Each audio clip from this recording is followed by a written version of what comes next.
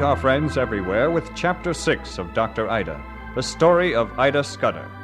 This is another in the series, Stories of Great Christians, and comes to you from the Moody Bible Institute of Chicago.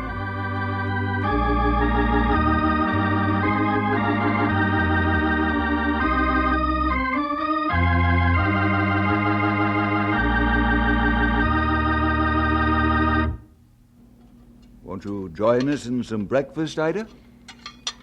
The fruit is excellent. I don't care to eat just yet, Father. You look as though you hadn't slept, my dear. I didn't sleep very well. At least sit down with us, Bonnie. I have something to tell both of you. I have decided that I will return to America. I have decided to become a doctor. What? And I have decided to return as a doctor so I can help the women of India. What a wonderful decision, Bonnie. Oh, praise God. Ida, I know how difficult it was for you. I don't know if I'll make a good doctor, but I must try. You'll make a superb doctor. It runs in the family. So I've heard. Of course. Well, becoming a doctor won't be easy for a woman. I don't suppose it will be easy. I don't even know of a medical school that will accept women students. But, Dad, India needs women doctors. The Lord will provide a place for you. And remember, we can do all things through Christ who strengthens us. He'll always be there to help you, daughter. He's already been there to help, Dad. I know I couldn't have decided just on my own.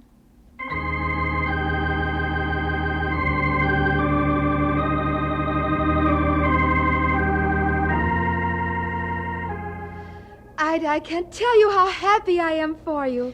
It was quite a struggle, Dixie. But you know that. I do. And I'm so glad things have resolved themselves for you. I couldn't understand once why you wanted to be a missionary and work in the villages. But now I do. But I'm not yet working with the women in the villages. Oh, Dad and I do visit them, but it's not the full-time sort of thing I've dreamed about. It's hard to be patient when you feel God has called you to do a certain task. That's something I'm going to have to learn, too. But God gives us strength and grace for each day, one step at a time. And there's more than enough to do each day. Missy. Come closer, we can't hear you.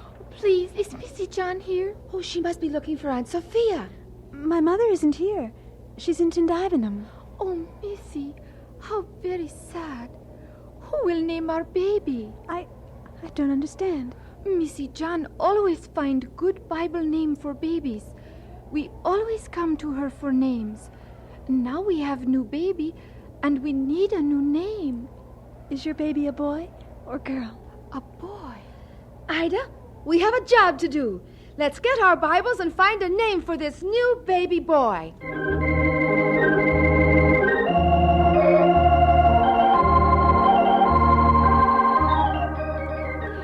Dixie and Uncle Jared returned to the States for their furlough. My parents were soon to leave on theirs, and I hoped to leave with them. However, Uncle Jared had been stationed at Vellore, and the mission felt it was too important a post to leave unmanned. So, just a few months before we were to leave on our own furlough, we were asked to move to Vellore. It meant a further delay. It required more patience. You remember anything about Vellore, Ida? We lived here once before. I remember the fort on the hill, that's all. It's such a large city. Oh, 40,000, they say. It's quite a center now. Headquarters for the colonial government in the district. Be a great place for a school. We have several schools here already, Father. A boys' school and 2 schools for Hindu girls. That's not quite the kind of school I was thinking about. You know, we'll never get at the real health problems of India just by importing foreign missionaries. We've got to train Indians for the task. You're talking about a medical college. Why not? Vellore might be just the place for it. And for a hospital. It has good transportation, centrally located, has a good climate, excellent water.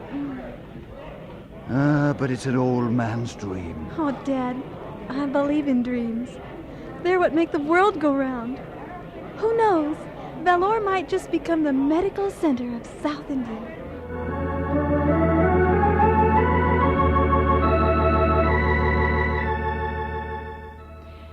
I was again assigned to supervise a school.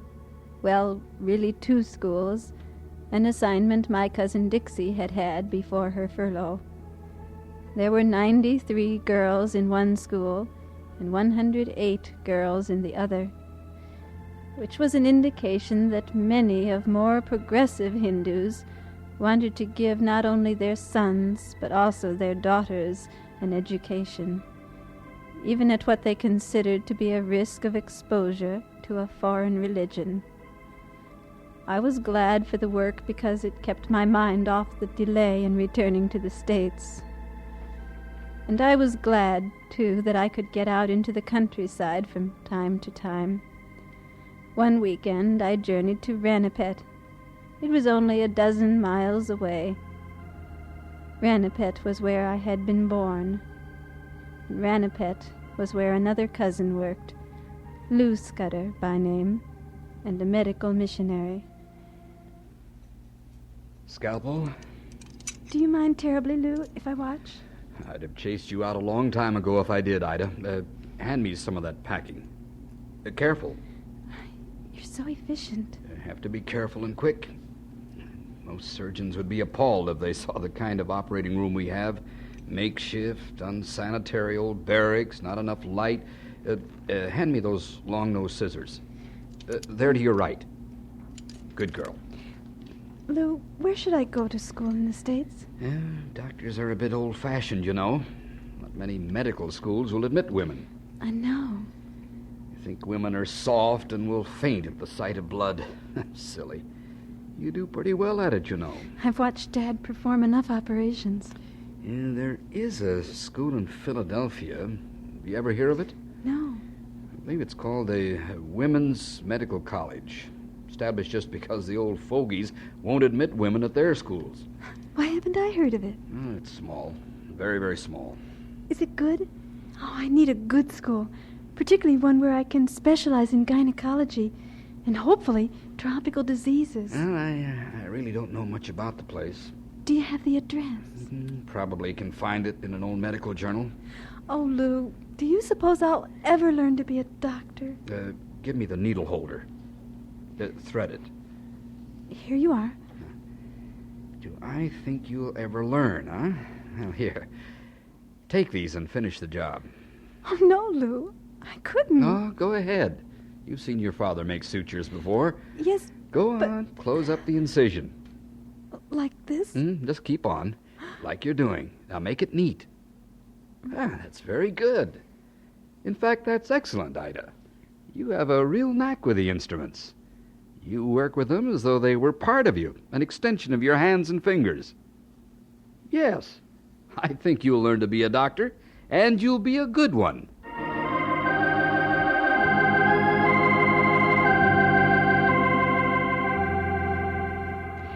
I wrote to the Women's Medical College in Philadelphia, received information, applied for entry, and was accepted for the fall term. It was harder than ever to wait, but there was so much to do at the schools. And one day, I forgot all about a future medical career. Ida, do you know where Lakshmi is? The little Brahmin girl? Yes. She was here this morning. Well, she's not here this afternoon. One of the teachers just reported her absence. She's probably sick, Mother. And it is Friday afternoon, you know. Her parents may have decided to keep her at home. Well, I'm worried. Over an absence? Very well. I'll send someone by her house to see how she is. The date was September 9th, 1892. It's a day I ought to remember. The parents reported that Lakshmi had left for school that afternoon, as usual. They did think she wasn't feeling well. They did not know where she was. By nightfall, all of us were frantic. You have learned nothing more about our daughter? Nothing, sir. She was not seen at school by anyone. And we have been looking everywhere. We have asked all of our neighbors. Everyone is doing all they can. It is the judgment of the gods. What do you mean? It is punishment for us. God does not punish in this way. You talk about your God. I speak about our gods who are unhappy with us. Oh, I can't agree with you. We should not have permitted our girl child to receive an education as though she were equal with her brothers. And you believe your gods would punish you for this? Furthermore, we are being punished for sending our Lakshmi to a Christian school. We deserve the judgment. You sound as though you are convinced that something terrible has happened to your daughter. We don't know anything except that Lakshmi is missing. Perhaps she wandered off someplace. This isn't a time to expect the worst. It's a time for hope and for prayer. We weren't nearly as confident as I had tried to sound. Several days passed. The police had entered the case, and still there was no word or sign of Lakshmi. That is, there was no word until a full week had passed, and Lakshmi's father rushed to our home with a postcard he had received in that day's mail. You see, Miss Ida, read the message for yourself. The message was brief. You will find her in a well, it said. You will find her in a well. The body of Lakshmi was found in a newly dug well the following day. She had been dead for several days. The police arrested a group of men who were trying to find hidden treasure, and they believed that the success of their project would be ensured only by the offering of a human sacrifice. Lakshmi was their victim. Why, Dad? Why? Why did the men do it? Or why did Lakshmi suffer? Either way, why?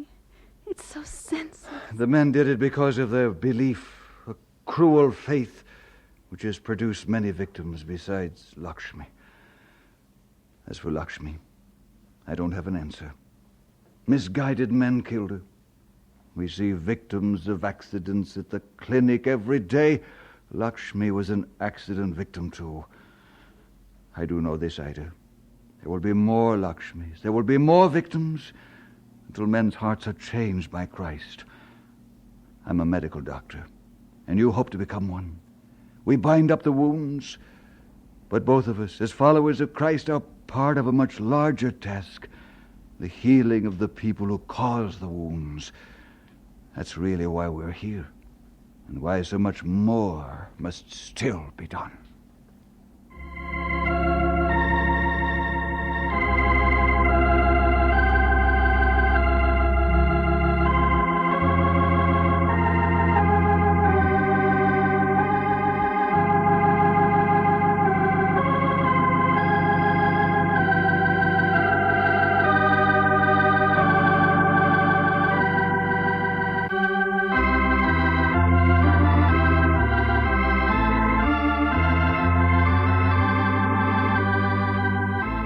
And so we conclude Chapter 6 of Dr. Ida, the story of Ida Scudder. This has been another in the series, Stories of Great Christians, coming to you from the Moody Bible Institute of Chicago.